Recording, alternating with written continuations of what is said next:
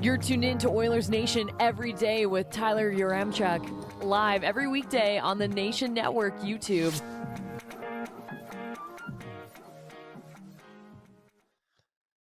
Oh, I think it's safe to say that Vegas got the best of those of us who are on the Nation vacation. But guess what? The Oilers got the best of the Vegas Golden Knights. Let's get into it with the lead.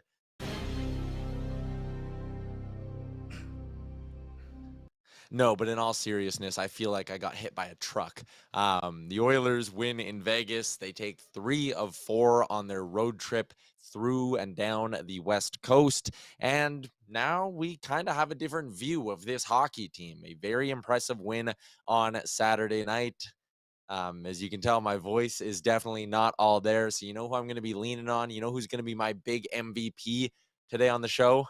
It's going to be my good friend, Liam Horrobin. How are you doing, big guy? You good? Get your solid 6 hours of sleep? I'm good. I feel like my body has been deprived of health, but I am ready to reboot for the entire week after a good Oilers week. If they can come back after that game on Monday against the Kings, we can come back after a Vegas weekend, Tyler. Yeah, fair enough, buddy. There you go. We got to channel our inner Edmonton Oilers and grind our way through the show. We start things with some news. Alex Nedeljkovic cleared waivers for the Detroit Red Wings. So, again, twice now in a matter of, 10 days, the Wings have managed to slide a pretty good young player through the waiver wire. And perhaps more notably, no new players on waivers today.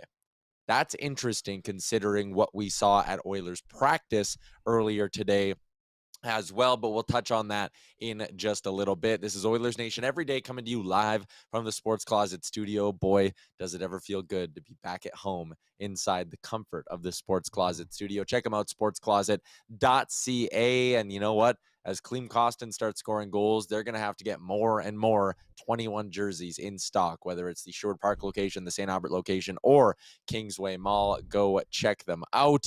The YouTube chat is alive and well. First comment today goes to Deskra, who gave us a preemptive thumbs up. Rusty is in, says, I bit the bullet, got Oilers Plus. It's really interesting. I've never watched a practice before. It was cool to see. Adds, you can tell they're working on D-zone breakouts. Chris Walkling, I'm now 2-2 on attending Oilers games and them winning. You should probably keep going then. I'm now contemplating on going every game to secure a 40-game win streak. Why not? Start a GoFundMe. Anyways, Sergeant Battles in as well. Says, why did I decide to go to work this morning after getting home from Vegas? This was a terrible idea. And then he said he's 3 Gatorades in since this morning. That is a fantastic call. I'm probably going to fire up a couple of those when I drive into the office today. But Liam, it was an impressive victory over the Vegas Golden Knights. So let's get into things with our 3 big things brought to you by Montana's. Tonight, it's Monday.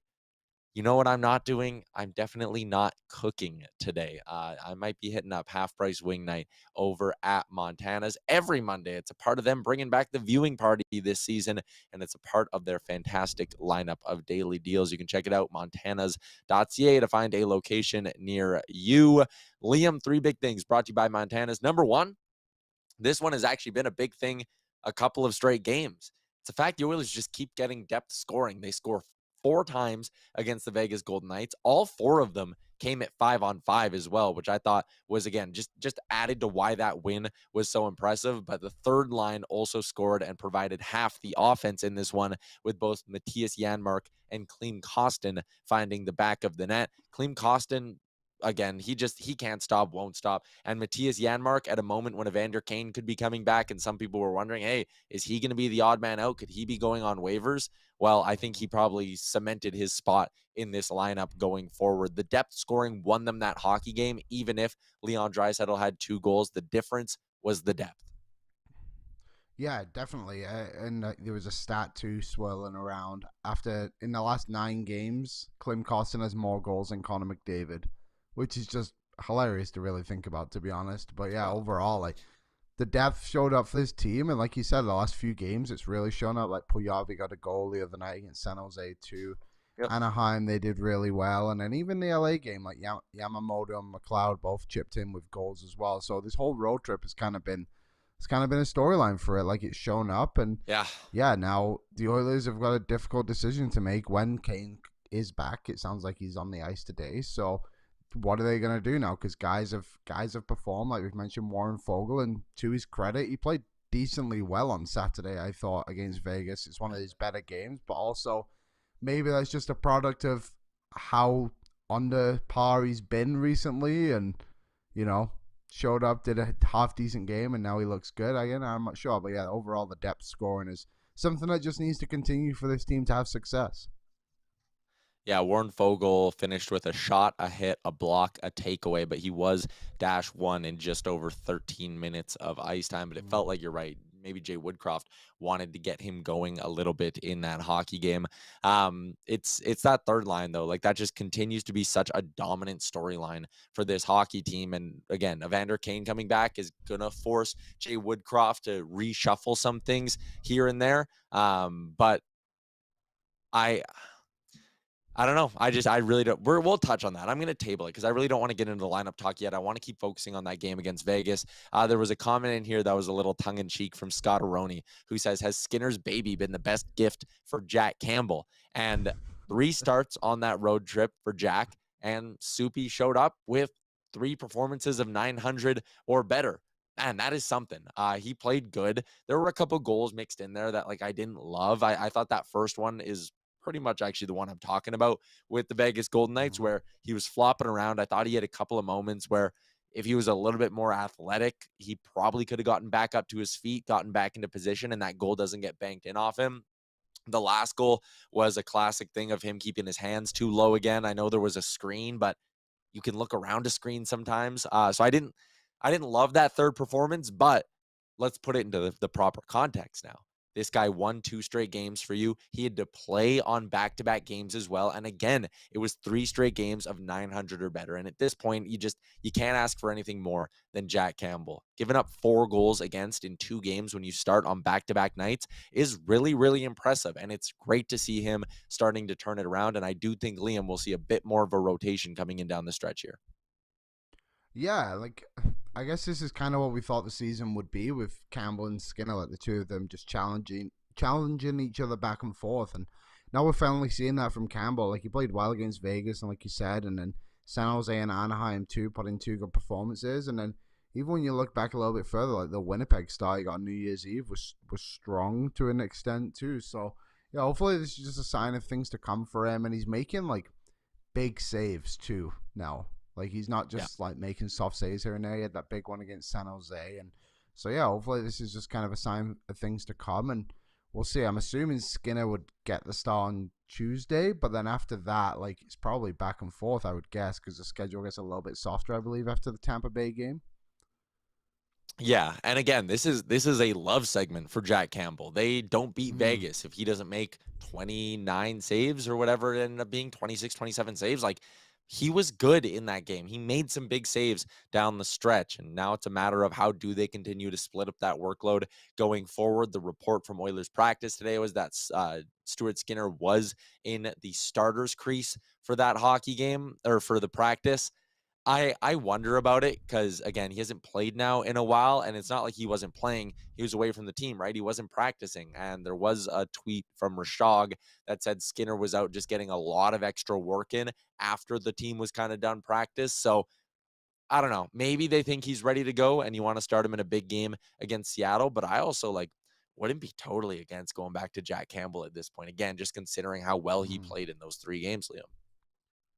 Yeah, he's definitely earned the opportunity now to lock him in that conversation of like, well, he can win us that game in a massive divisional game too. So, yeah, that's kind of the way I'm looking at it as well. As like they're both in the conversation. Do you want like these next 2 games are both difficult ones? Campbell's already beat Tampa Bay, so maybe you look at it like that too. I'm not sure, but yeah, it's a good problem that the Oilers have in their hands right now. No doubt about that. Yeah, and actually, I like that point you made about Campbell already having beaten Tampa Bay, because you look at the upcoming schedule here for the Oilers as they are finally back on home ice after a week on the road. It's Seattle on Tuesday. Okay, Skinner did get yanked last time out against the Seattle Kraken, but maybe you want to give him that redemption. And then, yeah, you got the game on Thursday against the Tampa Bay Lightning, and Jack Campbell's played well against the Tampa Bay Lightning this season when they met just over a month ago. That was one of his first good performances of the season, was against the Tampa Bay Lightning. So maybe you want to, going Jack 4 straight maybe isn't the best move. Give him a couple of days off. He hasn't had to handle that kind of a workload yet this season. So you go Stu on Tuesday to get him back in the swing of things, because that is the other side of the argument here, right? Is if the argument for Skinner is, well, he hasn't had game action in a while. Is he going to be up to speed and all that? Do you want him sitting all the way till Thursday? So I think I can see both sides of that coin. I think I would go back to, I think I'd go back to Stu, and then like you said, I like the point. You convinced me. Campbell on Thursday against a Lightning team that he has already beaten this season. So those are our first 2 big things for that hockey game. And the third one, Liam, is the reason my voice is so raspy. We just had such a good damn time down there in Vegas. There is nothing better than just being around that arena, seeing all the Oilers fans. I went back and I rewatched a good chunk of the game this morning, and like that first goal, Janmark scores, and the building, you can hear it on the broadcast, how loud it got. It was unbelievable. High-fiving Oilers fans, listening to Rick yell up in the upper section where we were sitting. The shame chant we had going, which I'll talk about in a second too. The shame chant we had going in the hallway after, like all of it was just so good. I love running into all the nation citizens, people who take in our content, the people who came on this trip, but also the people who didn't as well. It was just so much fun, and I will never get tired of going out on the road with Oilers Nation and getting to meet everybody. Yeah, that was my first Nation vacation, so I guess the first real taste of what the Nation truly is like to everyone. And yeah, like even the watch party we had 50 people come on this trip, and just through people hearing about it, like the entire bar was full, and there was hundreds of Oilers fans just in that place alone. And then in the game, like, it was just awesome, and the whole vibe outside of the arena too. Beer House, I think it was called. Like, it was just a really cool place to be, and just everyone was in such good spirits too. And like you said, like just everything about it, like just kind of something you'll remember for a long time. That's for sure. And thankfully, the Oilers got the win, so just put the cherry on top for everything too. Well, yeah, there's that too, because like we don't get a lot of wins when we go on Nation vacations. That was a running joke for a long time, is like we go watch them on the road and they lose. But man, he showed up on the ice for us too. Sergeant Battle said, "Gotta love being forced out of the arena." That was a funny thing, because when that game is over, you are out, and they have like the security guards and the police officers like out now, and they were serious. Also, the other thing, the video that went kind of viral on our Instagram was a bunch of Oilers fans, and I wasn't there for this one, but a bunch of Oilers fans were in kind of the lobby chanting shame, right? And the comment section was just bananas of people being like, "Oh, classless Oilers fans, blah, blah, blah, blah, blah." But the joke behind all this is, when you're in Vegas, that's something the Golden Knights crowd does to the visitors. So whenever the Oilers take a penalty, the crowd, all the Vegas fans, will point at Oilers fans and point at the player in the box and yell, "Shame, shame, shame." So that was the joke. And I just saw people having little meltdowns in the comment, being like, "Oh yeah, hey, win one game and you need to do this." And it's like, no, that's part of going on the road and supporting your team, is you have little bits like that and you give it back to the visitors. Because guess what? If the Oilers would have lost that game, Golden Knights fans would have been yelling shame at us. We just stole their bit because we were in their barn. It was just a lot of fun. I can't wait for the next one we do. AMA Travel does such a good job setting all of this stuff up for us. The trip was more or less seamless, and everything was just so good. And I can't wait for the next one. NationGear.ca is when we go to Toronto. And man, if you think we were razzing Golden Knights fans, you just wait until we decide to start giving it to Leafs fans when we are in Toronto as well. So a lot of good stuff on the Nation vacation. That is my third big thing. It's a big thank you to all the Nation citizens and Oilers fans who showed up down in Las Vegas. We had a hell of a time, as you can tell by the fact that my voice is hanging on by a thread right now, Liam. But let's keep the conversation going. It's going to be a busy week on the show, and there are a lot of storylines that we're going to have to get to over the next couple days. So much so that we're going to have our insider Frank Saravalli on the show tomorrow instead of on Wednesday. But here's the breakdown. Evander Kane met with doctors, and he could be his return at some point this week. Tim Peel, former NHL referee, tweeted that Evander Kane's going to be back on Tuesday. And if you remember, Tim Peel was the one who was kind of initially breaking the Evander Kane news when he was a free agent. So connect the dots there. If Tim Peel says he's coming back Tuesday, who else do you think is coming back, thinks he's coming back into the lineup on Tuesday, right? But he still has to meet with doctors today. We've heard from a couple of reporters in Edmonton that today's the big hurdle, making sure he gets full medical clearance and that there's no chance anything can happen to make this worse. But our friends at Oilers Access put out a tweet the other day about if he comes back, here's what the Oilers need to do to activate him off of LTIR. And look at this list. This isn't like they just need to do 1 or 2 or 3 of these things. They need to do all 4 of these things if they want to get cap compliant with Kane off of LTIR. So the easy ones, Ryan Murray's going to LTIR. That's more or less a lock. He probably could have been on LTIR already. You need to send down Desharnais and Niemelainen. You need to send down Devon Shore, which would require him going on waivers. And then you also need to send down a player making at least $1.125 million. So that is a couple of options. We kind of discussed, Liam, you're not doing Mattias Janmark. That guy's here to stay. So your options are Derek Ryan or Warren Foegele. Which one of those 2 would you pick? Warren Foegele. I think it's pretty clear and cut. Like Derek Ryan, he's shown that he actually has some offense. Plays on the penalty kill too. Like he's just a reliable veteran guy. And for me, Foegele, maybe it can just be a bit of a wake up call for him to go down to Bakersfield and you know what, kind of just hide away a little bit too and just get his game back rolling because he's a good NHL hockey player and he struggled a lot, and that could be a guy that down the road, if something else happens to someone else, like he gets his stride back, starts finding the back of net, you call him back up, and there he is again. You get an NHL Warren Foegele, but right now he's just not there at the moment, and I don't think it's fair to send down a Derek Ryan who, yeah, I get it, he's like a 35-year-old player and everything. He's not going to bring it. He can't play night in, night out, but when he does play, I think he does a pretty good job of being in the team. Yeah, and I think he fills a role that maybe they don't have, right? Having that right shot centerman, veteran guy who plays penalty kill and plays penalty kill pretty well, I think is the right play. Dayton says, I hope we can keep Vinny. He's clearly added a spark to the defense. He had a good game against the Vegas Golden Knights as well. Rusty says, as of right now, I would send down Shore, Nemo. Then I don't know who to send down. Maybe Foegele. I think Ryan has been doing enough to stay in the lineup. Few of you guys are saying Warren Foegele as well. But Flute is in and says, is it possible we see a trade this week? And Liam, I actually think it might be.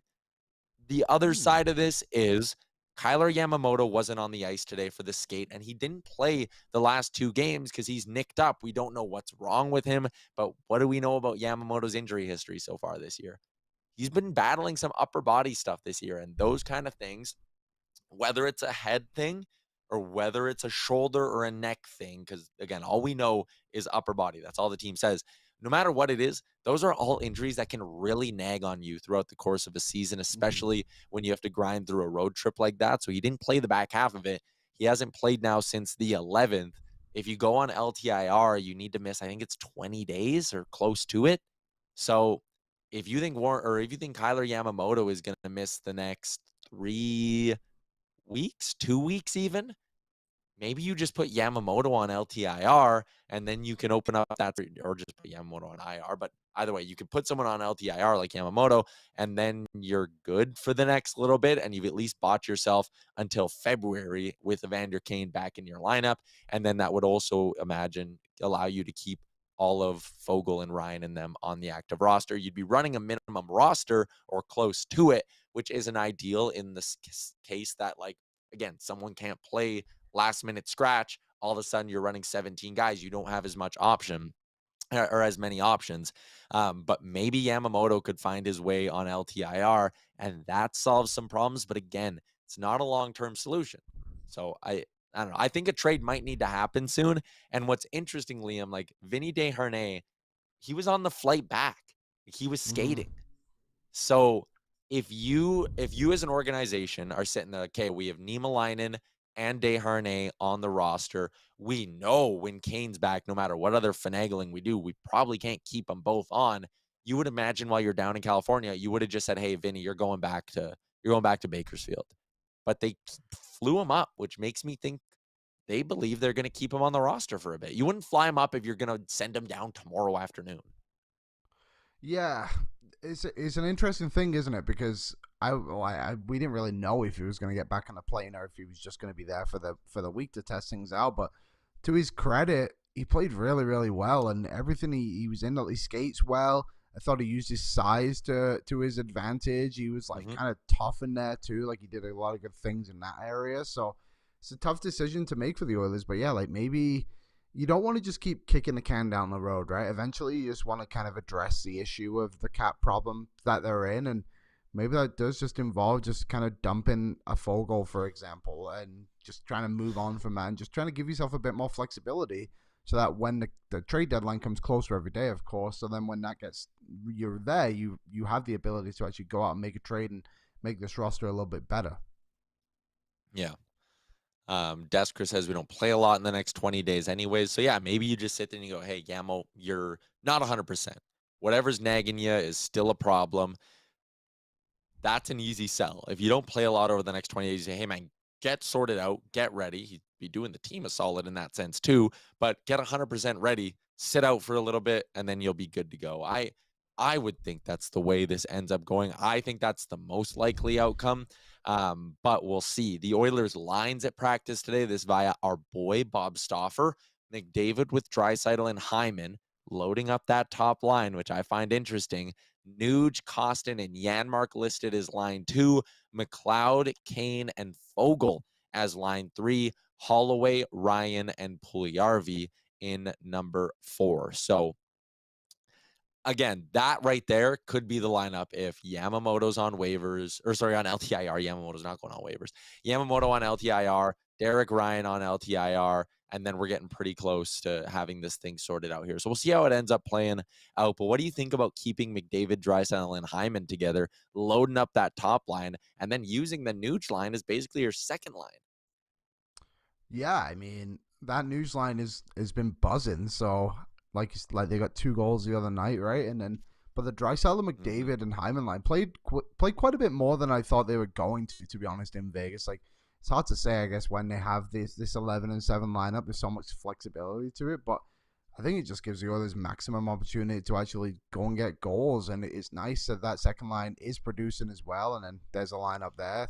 Kane coming back could have a big effect on that third line. I'm a little surprised Puljujarvi's on the fourth line over Fogle, to be honest. I actually think Puljujarvi's been playing decent as of late. Like I said, he got that goal against San Jose. So, yeah, I like the lines overall, but I could see them definitely just getting put in a blender before the game gets going on Tuesday. Yeah. Tyler says maybe 11-7 with Pulju in the press box. Yeah, but I think Puljujarvi's been playing a little bit better as of late, but you can just tell by his usage. Him and Holloway were the only 2 players to not hit at least 10 minutes in ice time in the last hockey game, I believe. So Woodcroft used him as the fourth line the other day, and they won. So maybe that's where this is all coming from here. I don't know if I love the idea of loading up Draisaitl, McDavid, and Hyman, although I will say if you have a trio like Nuge, Kostin, and Janmark that is playing this good, maybe you want to just milk as much as you can out of them. And then the other thing is maybe you want to ease Evander Kane back into the lineup. I wonder how good his shot will be early on. I think he needs a lot of reps to get that thing back up to 100%. Even just chatting with him when he came by our office about how the nerve damage kind of worked in his arm, like it's going to be a hard road back. And maybe you don't want him playing 19 minutes a game right off the jump. Maybe you do want to ease him in, throw him on that fourth line with McLeod and Fogle. That's a line who can maybe get some offense going for you still, but you have a clear top 6 and a clear bottom 6 with this sort of line configuration that you can see here. And again, this is what they rolled with at practice with McDavid, Draisaitl, Hyman, then the RNH, Janmark, Kostin line. So again, while they're hot, maybe you just want to play the ever-loving hell out of this top 6 and loading it up. makes sense. It's also worth noting Evander Kane is not confirmed back in the lineup yet. And I do think if he's not in, they're probably just going to keep running 11-7 with Vinny Desharnais in the lineup. Just take Kane out of that configuration, Fogle and McLeod, and you're running an extra forward through that line. So we'll see. We'll have more insight tomorrow. Again, the latest update is that Evander Kane is going to meet with his meet with doctors today, and they will go from there.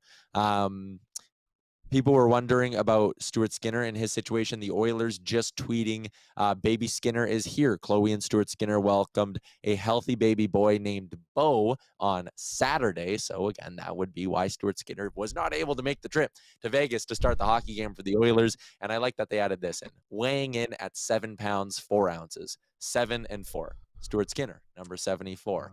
So a neat little note there to pass along from the Edmonton Oilers. And they, again, Stuart Skinner is available. Picard has been sent back down, and we'll see what they do with the rest of that lineup going forward here. Let's keep moving along here, Liam, and get into our bets for the day, courtesy of our friends at Betway. Yeah, it's safe to say we've been doing a lot of betting over the last few days, Tyler, being down in Vegas. So today we'll get right back into the swing of it. And there's a lot of day games in the NHL right now, so there's a couple of games you couldn't talk about, but I'm going to go with a little bit of good karma with Jason Robertson. So there was a picture that swirled around, I think it was yesterday or Saturday, that there was a team from Vancouver that came down for a tournament in Dallas, and he stuck by after practice and said hello to every single kid, signed autographs, took pictures. So I'm going with a Jason Robertson goal for that. He's also banging him in this season, so that should be fine. It's plus 140. And then the New Jersey Devils are playing San Jose again. 3 games in a row, New Jersey has hit the puck line whilst being on the road. So New Jersey plus 115 on the puck line and Robertson plus 140 anytime goal. That Robertson one seems good. The Kings are maybe starting to leak a little bit more offense than they should, blue or whatever. Phoenix Copley is maybe starting to struggle. And I love that Devils bet, Liam. That was one of my 2 plays. I'm also parlaying Eric Gustafson and JT Compher on the shot props. Those 2 together is plus 135, and they're both set at 1.5. So it's a really, really nice spot. But the Devils, I'm with you, dude. I'm hammering that. You mentioned it's Martin Luther King Day down in the States as well. So a holiday Monday for all of our American listeners. So a lot of hockey going on in the afternoon. 2 games right now. Bruins are beating the wheels off the Philadelphia Flyers 4-0 in that hockey game. The Florida Panthers are up 2-0 on the Buffalo Sabres as well. Florida trying to just keep any chance of a playoff hope alive. A couple of trade things that you all want me to talk about, so I'll dig into that here. Jeff Merrick on the 32 Thoughts podcast or the Jeff Merrick Show. I'm not sure which one he said it on, but he said the Oilers and Bo Horvat could maybe be a fit. Well, let's take a look at that situation here, and we'll probably get into this a little bit deeper with Frank tomorrow, but Jim Rutherford held a media availability today in Vancouver, and he basically said, not basically, what he did say, this isn't going to be a rebuild, it's going to be a retool. We want to value prospects and bodies, guys who can play, over first-round picks, over draft picks. So what could that mean for the Oilers and a potential deal for Bo Horvat if they are indeed interested? Well, first off, $5.5 million this year on the cap hit. He'd be a guy who really settles you down the middle. Like, I think when you're talking about maybe improving defense through a 5-man unit, Bo Horvat's a guy who probably does that. And I already see Lance. Do we need Horvat? If Jay Woodcroft wants to keep playing McDavid, Draisaitl, and Hyman on one line, yeah, you need another centerman. Frank today also connected the Oilers to Jonathan Taves once again on Daily Faceoff Live. So they're being connected to these centermen. And even though, as Frank said, it's maybe not their priority, priority's probably on the blue line as of right now, they're looking at the forwards. And here's the quote from Jim Rutherford today about Bo Horvat, because they did offer him a contract this year. Like, they made an attempt at least. I don't know if it was a half-hearted attempt. That's kind of my read on the situation, but he said they made their best offer. He's had a career run, and he's looking to make his money. He wants to cash in. The guy's scoring like crazy this year. How would we afford him? $5.5 million cap hit is really hurdle number 1. So if the Canucks are willing to retain half, Maybe they also take back a guy like Warren Fogle if they're talking about wanting to get players who can play, and Warren Fogel's 26. Maybe they want to take a shot on some sort of upside there, although I don't know if I necessarily buy that. And if they don't want picks, you're talking about parting ways with a high-end prospect. If you're the Oilers, would you move Borgo and Fogle to get half a year of Bo Horvat? Are you convinced that makes you so much better in the short term that it's worth losing a guy like Borgo, who's off to a decent start in his pro career down in Bakersfield? I don't know if I want to go that far because, again, I think Jonathan Toews could be had for picks. And where the Oilers are right now, I'm not the biggest prospect hugger in the world. That's not my mindset with this team, but I think you need to really value Borgo, Schaefer, Holloway, and Broberg, because as you go through the next few seasons, you need guys who can jump into your lineup and make an impact on their ELCs. Holloway right now, yeah, okay, he's playing on the fourth line, but he's still making an impact on his ELC. Broberg is making an impact on his ELC, and that makes your cap situation a lot easier. Going forward, you need more guys like that. But at the same time, the focus is on right now to some extent, and that's why I'd be moving all of the first-round picks. Like, just the first, the second, send them right out the door. You have some decent prospects, like I just said, so you can go in and start trading some picks. So again, if Vancouver wants warm bodies, I don't necessarily know if there's a fit here. Yeah, I'm a little bit torn on it. Like, people are asking us, like, do we need a Bo Horvat? I think when you can get a player of his skill, I think, yeah, you take that opportunity to grab someone like that. I get it. Like, Vancouver's a division rival and everything, but if, I don't know, we obviously don't know what the price is set at or anything like that, but I don't think it's like out of the question that the Oilers should be in on Bo Horvat. But then, like you said, the Jonathan Toews thing is interesting too, because that's just kind of picks. So you're trading away picks and you don't even know who they're going to be, right? At least with the players, you have some familiarity. So yeah, maybe that's the way I would go too. But just overall, yeah, if you can go out and get a Bo Horvat and the price is maybe like a Puljujarvi, maybe like a Raphael Lavoie, and then I don't know, maybe some defenseman the Oilers have somewhere on the roster, like maybe that's not such a bad thing either. If obviously the money, like 5.25, you said, right? Like, it's not like hard to do for the Oilers. Like, it's not easy by any means, but if you move a $3 million player and you get, maybe they retain a little bit, like, it's not out of the question that this deal could definitely get done. Yeah. People were in there talking about Tyson Barrie, and I don't know, I guess someone who I don't think is very well, like, I don't see any connection between him selling his house. Like, Tyson Barrie's been an important part of this team this year, and if you think there's a connection between him selling his house and him being traded before the deadline, I got some oceanfront property in Saskatchewan to sell you, my guy, because they wouldn't go to Tyson Barrie and be like, hey, Tice, listen up, man. We're moving you in the next month, so go ahead, sell that house. You're on your way out. Like, that's not how business works in the NHL.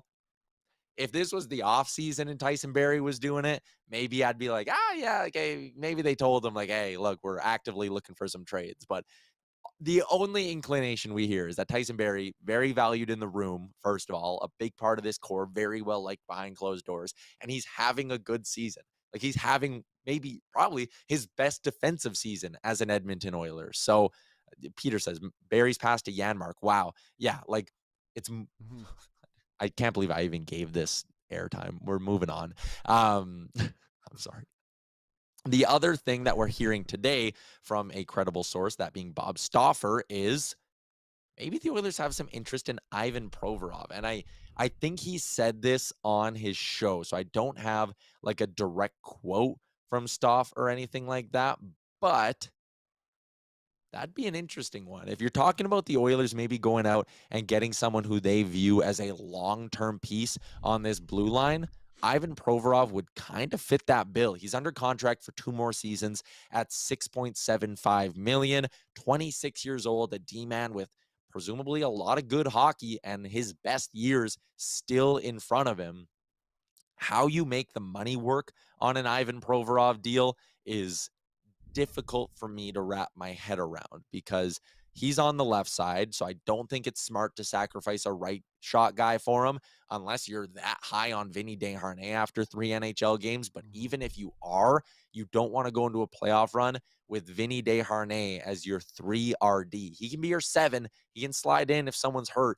I don't know if I love him as my 3RD. Also, the package of prospects it would probably take to get Provorov and get him to a point where you could afford him going forward is also kind of hard to wrap your head around. I would imagine, again, if you're acquiring a 26-year-old left shot D-man, Broberg's in that package. Okay, so Philly wants Broberg, probably a first-round pick in the mix as well, and then you need to make the money work. So does Philly have any interest in a Puljujarvi or a Foegele? That helps, but I can't see Philly being willing to retain money on Ivan Provorov. They don't have any retained money transactions yet. Remember, you have a limit to how many times you can retain money on a trade. So I don't know if that's necessarily the one. You'd have to give him a lot of money, and I just don't see how that can necessarily work. I'd love to see it. Yeah. I would love to see it. Someone else said Travis Sanheim. He's more affordable this year, but I've heard Philly likes him at least more than maybe Provorov. The other name we're hearing a lot about in Philly is Travis Konechny, 3 more years at $5.5 million. Again, though, the money's just going to be hard. Like I talk about Jonathan Taves, he's an expiring deal, $10 million. Okay, you're going to get that retained twice. Any contending team who's going to go get the guy is going to have that contract retained down twice. So with these guys with term, I just don't see teams being willing to retain. It's the same problem as Ekholm, Liam. Yeah, like it's tough, isn't it? I mean, I'm sure we would all like a 26-year-old defenseman like Provorov on this team. Like he's a very good player, but it's just that's such a difficult trade to actually try and make at this point in the season. Do the Oilers need to make that trade? Like I just don't think they're there at the moment until they have to do that. Now, I just think, like you said, Tyler, the Jonathan Taves thing where you can it's an expiring contract, but Horvat too. Like those are the kind of guys the Oilers need to be looking at more than these defensemen with 2 or 3 years on a deal. And it's just not something that feels feasible for this team that had $160,000 left on the cap at one point in the season. Like now you want him to go and get this guy. Like it's a tough thing to do. Seems like a lot. It does seem like a stretch. We are going to have our guy Frank Saravalli on the show tomorrow.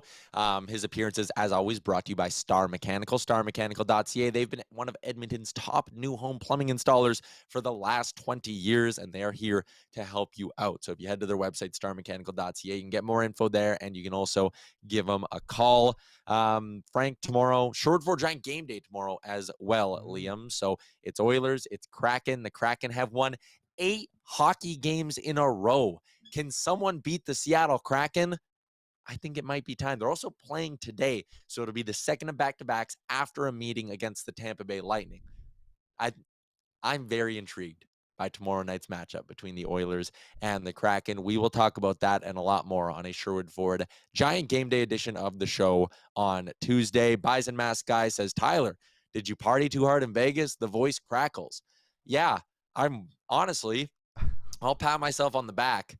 I can't believe we made it 40 minutes through a show, Liam.